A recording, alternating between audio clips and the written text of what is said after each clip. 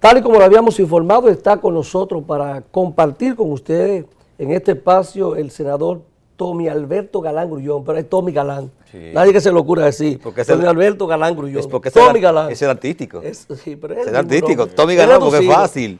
Haciendo campaña, tú no puedes decir Tommy Alberto Galán Grullón. Y la gente, Galán. Y la gente se lo graba rápido, fácil, lo recuerda. De verdad que es un placer contar con usted en nuestro espacio, así que le damos las buenas noches, ¿no? a nuestro espacio, a nuestro programa Visión Integral.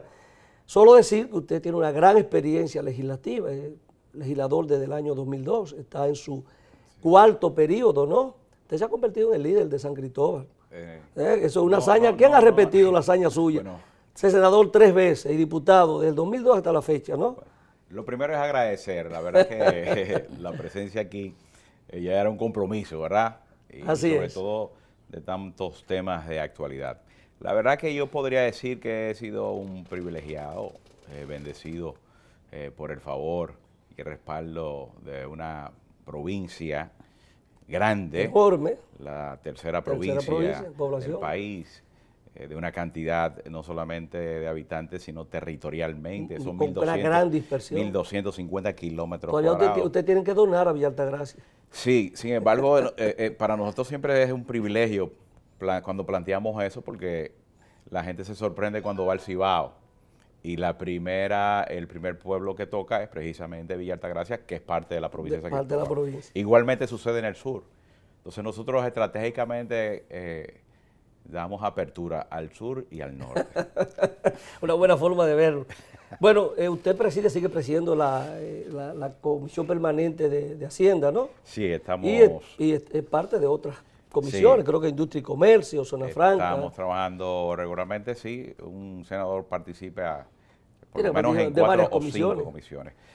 Mire, vamos a hablar un poquito, así muy brevemente, el tema del proceso de selección de los miembros de la Junta Central Electoral. Es un proceso que va en marcha, no se ha detenido a pesar de los planteamientos de la oposición y de algunos sectores del país que entienden que ese proceso debía detenerse. Ustedes no han hecho caso a eso, han seguido hacia adelante y ya se entrevistó a todo el mundo, se han excluido gente que tiene algunos problemas. Eso no se va a detener, eso ustedes lo van a concluir. Sin embargo, yo te podría decir que ha sido un proceso bastante abierto, de mucha apertura, y que en su momento la propia comisión estableció una ampliación en un plazo en el momento en que hacíamos la recepción de los documentos. 222 expedientes que, frente al proceso de selección de la Junta Central Electoral de años anteriores, ha sido el más participativo. Recuerdo que en ocasiones eran 80, en otras no llegaban aproximadamente. Y en otros fueron 10, y en otros fueron 10, 5 y 5. Porque fue un tema, sin embargo, aquí había existido mucha apertura. Claro está, yo pienso que frente a lo que se ha requerido, no corresponde a guardar lo que es el esquema de formalidad, por un lado, y sobre todo el rigor de las leyes y la Constitución frente a las facultades que se le da. A veces se habla de reglamento y el reglamento ciertamente tiene fuerza de ley y entienden que es con una simpleza que podría plantearse la modificación. Cambiarse en algún momento. Tanto así que el procedimiento está establecido y lo único que no tiene la discusión bicameral, pero es un procedimiento que iguale en cuanto a una modificación de la ley. Y creo que la composición, después del resultado de esas 222 entrevistas, observar el contenido, la cantidad, la calidad, el perfil de mucha gente, sería muy difícil pensar que dentro de ese cuerpo no va a existir la posibilidad o la capacidad de hacer una elección de una junta que cumpla con las expectativas de todo el mundo. Entonces yo pienso que hay que tener un poco de paciencia, ya ha pasado todo un proceso, la comisión, todo lo que fue el resultado de esas entrevistas se ha ido procesando, hay otros aspectos que la comisión también está ponderando frente a las discusiones. Es importante las consultas, indudablemente, que se hacen en esto, porque esto es una decisión de carácter político y yo pienso que frente al plazo que se establece el 9 de noviembre, estaríamos en capacidad de presentarle al Pleno, cumpliendo con la ley, con los reglamentos, la presentación de las ternas, tanto en los titulares. Son 3 ternas. Como, sí, los titulares 5 y los titulares que son, y los suplentes que son 5. Ahora, yo pienso que en estos días decía yo y manifestaba, cuando decía que a veces veo un ejercicio de hipocresía o falta de sinceridad frente a las discusiones, porque recuerdo que cuando se inició el proceso en la que se planteó una mesa de diálogo, fundamentalmente y específicamente para la discusión de la ley de partidos políticos y de la ley electoral, recuerdo, frente a mucha gente que pretendía colocar ese escenario para hacer eso en la discusión de las altas cortes, donde lo negaban, donde manifestaban que no era cierto, que lo que se quiere es procurar. Sin embargo, se ha visto que han transcurrido más de 3 meses, hay más de un mes que abandonaron ese diálogo, y hoy te puedo asegurar que si no hubiese sido, si hubiese roto ese diálogo, hoy posiblemente estuviera ya el Congreso en condiciones la ley de partido, de poder ley electoral, conocer la aprobación de la ley de partido. Y con algún consenso para lo que da a entrever que en el fondo, lo que se procuraba en la discusión, en el interés de esas fuerzas políticas, no era la ley de partidos ni la ley electoral, sino el tema de lo que tiene que ver en lo inmediato de la conformación de la Junta Central Electoral y el tema, en este caso también, que ya le corresponde al Consejo de la Magistratura, sin flauta, el ¿verdad? Tema del Tribunal Superior Electoral. ¿Cómo quedarse sin pito y sin flauta? Porque entonces de repente, no sé si tenían algunos candidatos o esos candidatos se inscribieron. Bueno, porque lo que había que hacer es, en función de lo que se había planteado cuando se hablaba del perfil, era lo que se hizo. Bueno, inviten a todo el mundo que se entiendan que tienen el perfil y de hecho, por el Senado y por la comisión pasó mucha gente con mucho nivel, con mucha capacidad y figuras públicas altamente conocidas con un ejercicio bastante dilatado en las funciones públicas. Pero hay otros también que no son tan conocidos que también han demostrado una gran competencia frente al conocimiento del manejo en materia electoral. Senador, en el transcurso de esta semana, ¿verdad?, que concluyó el sábado, ¿verdad?, porque hoy es domingo y es el inicio de una nueva semana, a nivel de la prensa escrita y a nivel de muchos comentaristas,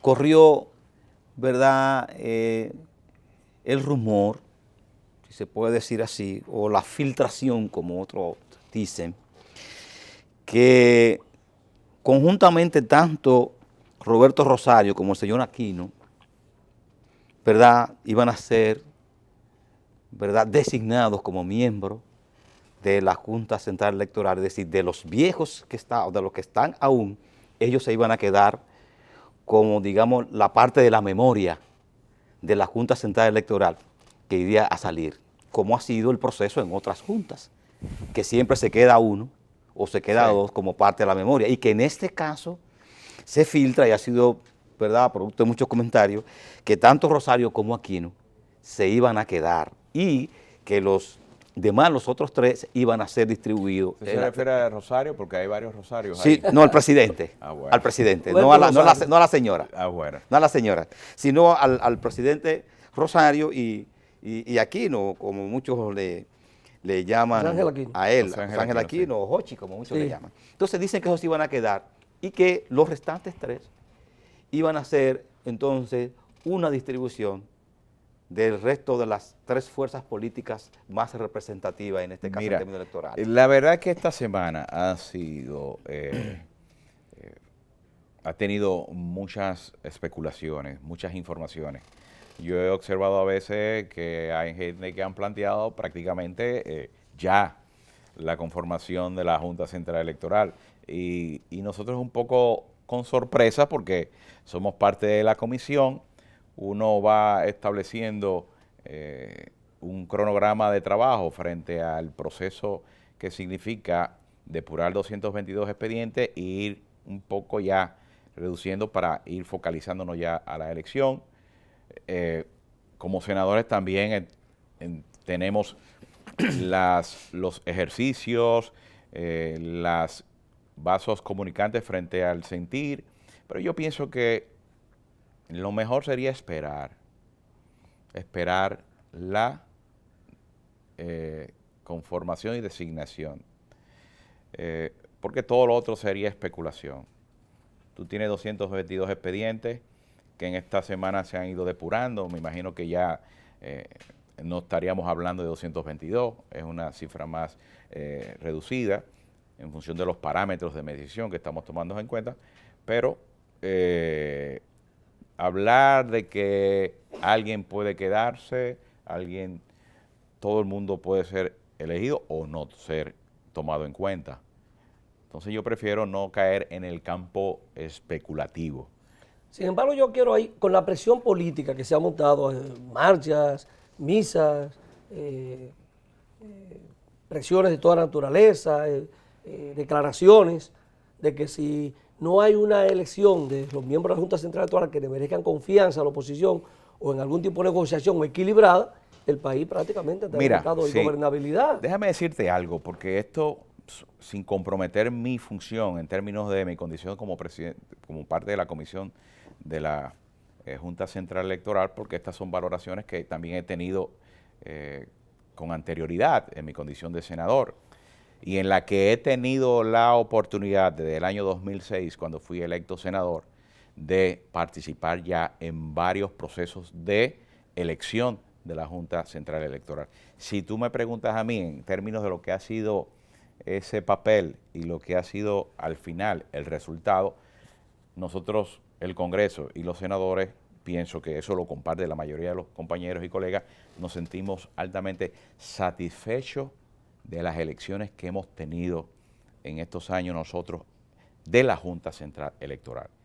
Es innegable los procesos transformadores, reformadores, como aquí, a pesar de que muchos sectores han pretendido, partiendo de un interés político particular, partidario, desmeritar, desacreditar lo que ha sido un proceso eleccionario, aquí hace muchos años el fantasma de los fraudes electorales, de construir o pretender buscar las complicidades para invalidar lo que es la expresión del voto libre, democrático de un pueblo a través de las urnas, hace tiempo. Y aquí hemos vivido procesos organizados. Ahora, la Junta Central Electoral organiza los procesos también paralelamente con la participación de los partidos. Y es difícil también organizar un proceso teniendo básicamente en un sector importante dentro de los partidos de oposición una postura permanentemente conspirativa en vez de colaboración al montaje de las elecciones. Sin embargo, aún así, este país en el año 2016 tuvo unas elecciones libres, democráticas, cuyos resultados fueron dados en tiempos oportunos y que eso no generó ninguna situación de crisis. Ahora, yo pienso que sí hay un interés de una oposición de descalificar, de generar o sembrar en la mente de la gente lo que no existe. Ahora bien, yo pienso que en el caso de nosotros como comisión tenemos que ser objetivos y sobre esa base ponderar algunos elementos importantes. No está en el sentimiento del Congreso, ni pienso yo de la clase política, ni del partido dominante, actuar, en este caso, siendo un gestor de situaciones de crisis y de dificultad, sino de fortalecimiento y de institucionalidad. ¿Eso lo lleva a buscar algún acuerdo? El PLD ha ganado todos sus procesos eleccionarios y nunca ha tenido que contar con una Junta Central Electoral para hacer valer. ¿Lo lleva eso a buscar algún acuerdo brevemente para hacer la pausa? No, acuerdo no, porque yo pienso que no se trata, pero la conformación de la Junta Central Electoral sí entendemos que siempre debe Tiene ser que tener la credibilidad. equilibrada y tener la confianza y la participación en que la sociedad se pueda sentir identificada. Ahora, pretender por un interés particular desconocer todo lo que ha sido un proceso importante, transformador, la Junta Central Electoral de hoy no es lo que era hace 20 años y 25 años. Eso no es verdad. Definitivamente. Hacemos una pausa con su anuencia y retornamos en breve con esta interesante conversación.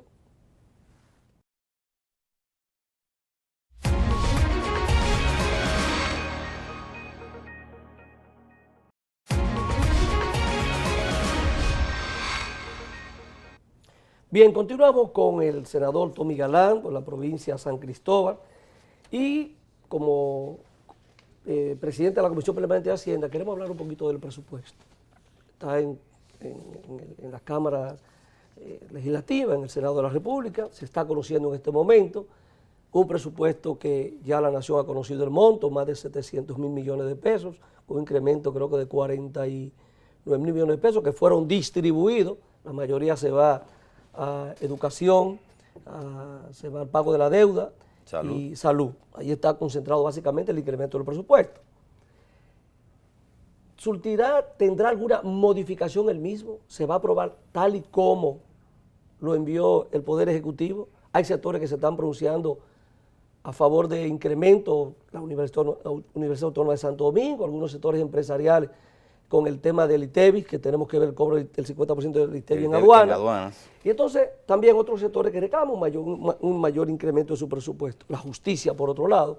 ¿Qué va a pasar con el presupuesto? Mira, la Comisión Bicameral ha venido trabajando, ya varias semanas hemos escuchado algunos sectores, y fundamentalmente el sector oficial, que ha dado una explicación en detalle de todo lo que el contenido del presupuesto. Es indudable que el presupuesto todos los años ha mejorado, sobre todo en la parte de su presentación, desglose, la transparencia de información. Y eso ha permitido facilitar, de hecho, la discusión y sobre todo la curiosidad que siempre genera, sobre todo con los legisladores, cuando se focalizan en su provincia. Ahí está, ¿Qué hay de inversión? ¿Qué me van a hacer? ¿Qué hay de mi inversión? Ahora te voy a decir esto. Ustedes hacen promesas. Ahora te voy a decir esto. Desde el 2002 que yo he sido diputado hasta ahora, en todos estos años de la discusión del presupuesto, nunca ha dejado de existir siempre los reclamos. Porque todo el mundo necesita más dinero y más dinero. Y cada vez que tú colocas dinero, siempre ese dinero, de repente, el próximo año, es la misma situación. Es difícil en este caso, en estas coyunturas históricas, lo que ha sido el comportamiento de la economía en el país y las situaciones de crisis que el país ha tenido que enfrentar en coyunturas globales, mundiales y que han afectado a la República Dominicana y nuestras propias crisis internas que hemos tenido en términos económicos, que a los gobiernos regularmente les ha tocado es administrar escasez.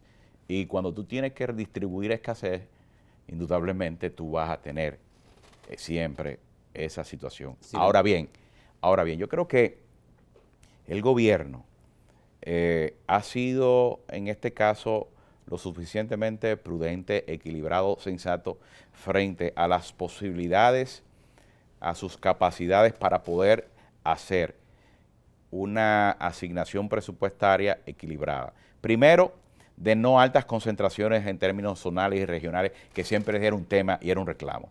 Aquí hay un impacto mayor o menor proporción, pero a nivel de todas las provincias del país. Y eso es importante.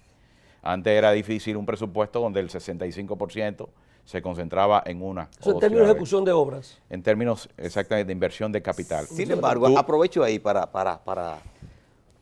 permitir que usted pueda, ¿verdad?, enfocar este aspecto, que es el que más, digamos, históricamente, uno ha visto cómo se ha ido transformando todo lo que es la estructura del presupuesto. Nosotros vivimos muchísimos años con una estructura básicamente 50-50, o sea, 50% de gasto corriente y 50% en inversión. Y hoy vemos ahora una alta concentración de un 85% en lo que son gastos corrientes y reducir la participación de la inversión a solo un 15%. Claro. Entonces, eso como impacto a nivel del desarrollo, a nivel de los avances de lo que es el país, de las diferentes comunidades, ¿no estaría afectando de alguna manera? Esa situación la ha estado manejando y ha gravitado, no ahora, porque indudablemente el gasto de inversión de capital ha venido reduciéndose y establecer un 14, un 15% no es la cifra ideal. Ahora bien, tú tienes también situaciones de grandes limitaciones,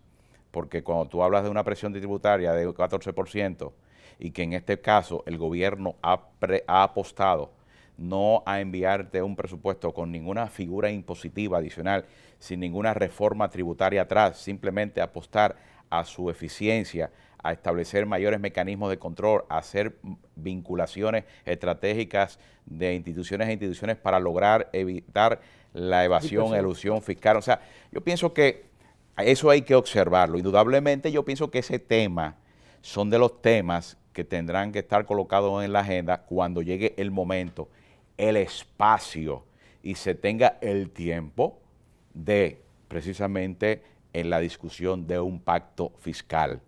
Porque ahora se habla del pacto fiscal, pero al gobierno se le hacía muy difícil en el marco de un presupuesto que debía entrar el 1 de octubre, sin tiempo, sin concluir la discusión de un pacto eléctrico, que todavía no ha iniciar la discusión de esto. ¿Por qué?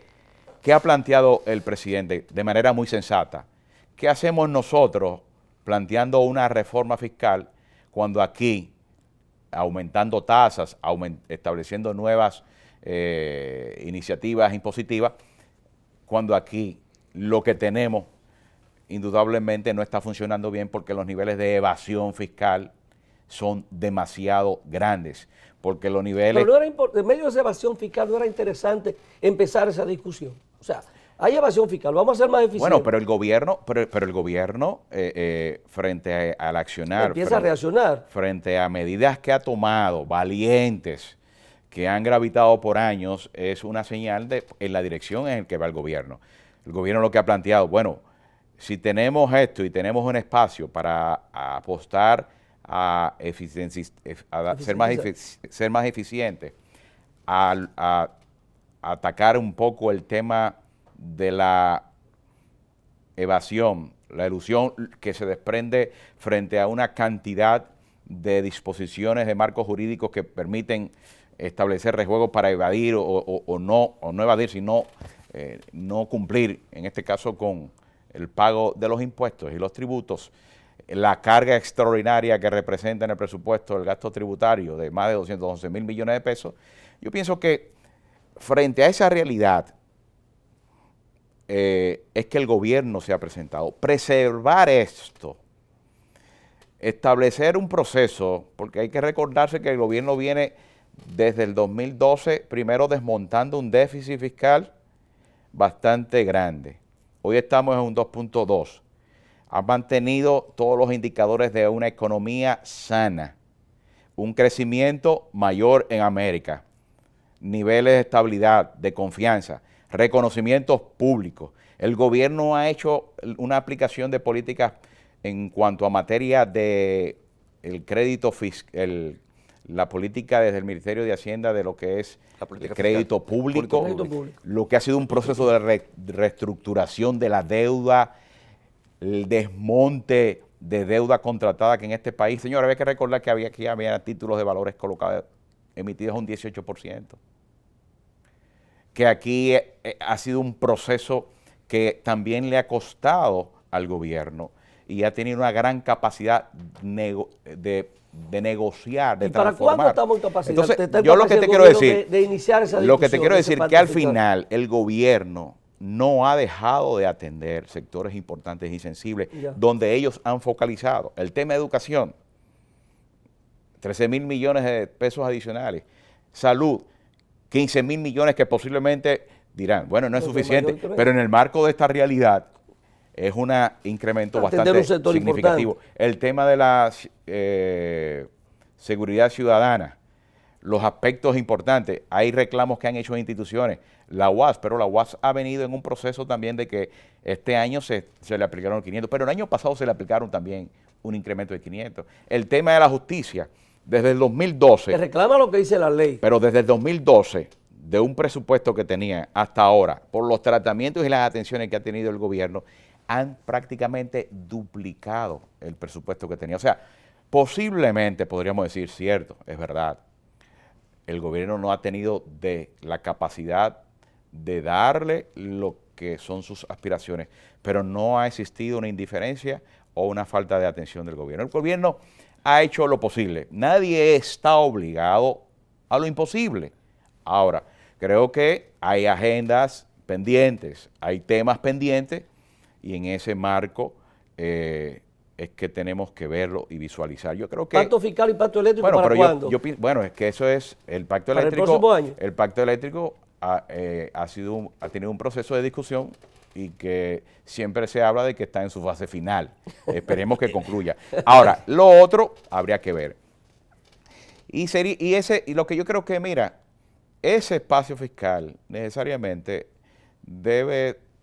yo apuesto a lo que ha planteado el presidente.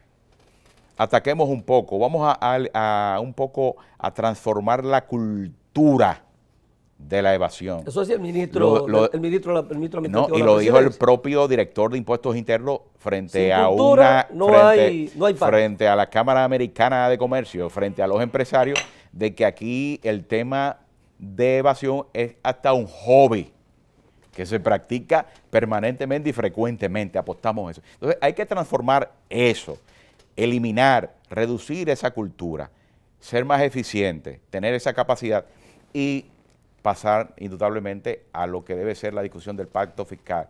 Porque aquí a veces yo veo muchos sectores y sobre todo empresariales. No un pacto fiscal, un pacto fiscal. Pero desde que tú ves que hay una señal, una situación... Te van a apretar un poquito. Empiezan a boicotear el Ejemplo, la situación del artículo 16 con relación al pago del 50% del ITEVI. Por Dios. Yo pienso que... No serán complacidos los industriales. Yo pienso que ellos han argumentado, pienso que hay situaciones que el propio gobierno entiende y ha planteado establecer mecanismos más eficientes, sobre todo para el sector exportador, en cuanto a el reembolso inmediato de lo que podrían pagar en cuanto al pago del 50% del ITEVI. Pero déjame decirte esto. Pero mire una cosa ahí, para que usted argumente más. El ministro de Industria y Comercio, el ingeniero Montaz, en el transcurso de esta semana, planteó que era imposible pensar de que el gobierno dominicano iba a echar para atrás, que es lo que pretenden los industriales, iba a echar para atrás esa medida que ya se tomó. No hay espacio para echar para atrás esa medida. El ministro de Industria y Comercio, el ingeniero Montaz. Yo entiendo que el gobierno se ha ganado la autoridad frente a lo que ha sido incluso no apostar a un tema de reforma, a establecimiento de medidas impositivas, sino a lograr eficientizar. Creo que ese artículo 16 debe permanecer desde mi punto de vista. Sí creo que hay que, y ese es el compromiso del gobierno, de eficientizar lo que es el mecanismo de reembolso, sobre todo a esos sectores exportadores y pequeña y mediana empresa. Porque, ¿qué pasa? El tema sensibiliza frente a esos sectores, pero aquí hay sectores que en términos posiblemente de cantidad de empresas, industrias, no son tan numerarias en términos de comunidad productiva. Sin embargo, en su capacidad recaudatoria, posiblemente impactan el 60, el 70% de eso. Entonces, los grandes se cubren frente a la sensibilidad del tema del pequeño. Yo pienso que no hay razón, porque también es el 50%, que al final el tema es o que si se pagaba en aduana o si se pagaba al final. Ahora bien, deben entender que la medida de ese artículo 16 no solamente tiene un impacto del gobierno en términos de recaudación, porque es el ITEVI, en términos del 50%. La naturaleza de esa medida también es como una medida que permite establecer mecanismos de control para atacar la evasión.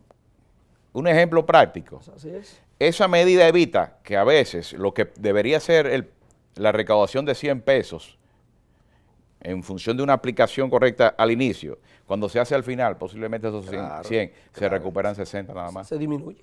Entonces hay que entender, yo creo que el gobierno jamás apostaría a quitarle competitividad al sector industrial. Ahora, el sector industrial debe entender que la competitividad no se construye sobre la base de exenciones únicamente. Y aquí hay una cultura. Esa ha sido parte de la costumbre. No, eso es una cultura.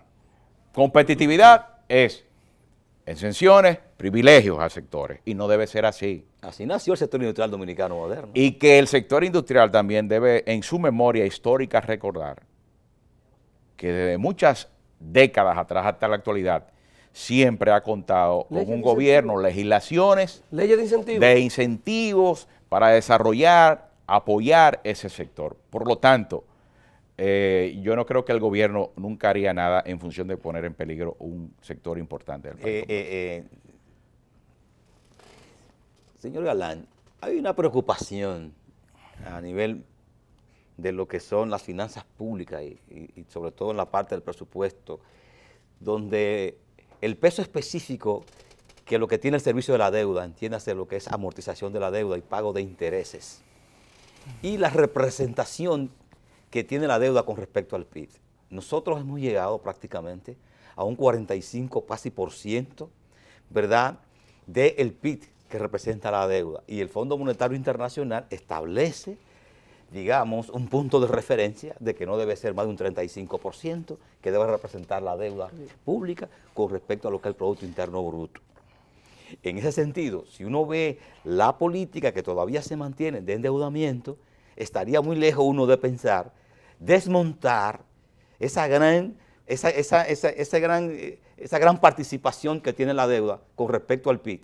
Uno estaría diciendo, estamos muy lejos de ni siquiera poder nosotros lograr lo que sería el estándar más aceptado, que es representar un 35%. Pero fíjate, la deuda, cuando tú la estableces consolidada, incluyendo el déficit cuasi fiscal, lo que establece el Banco Central, tú te colocas en un 47%. Ajá. Ahora, la deuda gobierno central, realmente, deuda externa, en este caso es un 37%. Yo pienso que el gobierno no está, en este caso, aplicando políticas que pongan en riesgo lo que puede ser, implique la estabilidad económica del país frente a una política como se quiere ver, porque ese es el papel de la oposición, irresponsable, que endeudamiento. Y déjame decirte, lo decía anteriormente, si una de las grandes luces del gobierno, de este gobierno, ha sido la política de crédito público. No solamente en lo que decía ahorita, en las transformaciones, en los procesos de renegociaciones, cómo se han bajado tasas, cómo aquí se han establecido mayores plazos, cómo han ido adecuando, cómo incluso la renegociación de la deuda con Petrocaribe fue objeto de un reconocimiento internacional al gobierno en su política. Ahora, es una realidad, pero es una realidad de una situación heredada que el gobierno ha tenido que ir transformando, que gracias al crecimiento económico que ha tenido y que ha podido brindar este gobierno, posiblemente se mantiene. El tema del servicio del pago, de los intereses, es un tema que realmente debe llamar la atención, porque refleja importantes incrementos anualmente. Y yo pienso por eso se hace necesario, como un tema de agenda fundamental, los aspectos que tocamos en la conversación, lo que es la lucha contra la evasión y la mesa necesariamente de la discusión de una reforma fiscal, un pacto fiscal, porque con un 14% de presión tributaria jamás podemos pensar que vamos a poder superar situaciones. Dice que somos magos. Como es. Mire, lamentablemente este tiempo, ¿cómo que dice el tiempo? Es traicionero, ¿no? Mire, Y, no tenemos más y tiempo. avanza rápido. Avanza muy rápido. Yo hubiese querido seguir. Sí, hay muchos temas. ahí, Seguir hasta las todavía. 8 de la noche, pero no hay posibilidad de seguir. De verdad que le agradecemos que nos haya estado con nosotros en este espacio. Se nos quedaron muchísimos temas importantísimos. Yo dejo abierta la posibilidad de que usted nos ¿Cómo no? acompañe en otro momento, así que ha sido un inmenso placer tenerlo en nuestro espacio. Igual para mí. A ustedes, amables televidentes, nos veremos el próximo domingo en una entrega más de Visión Integral.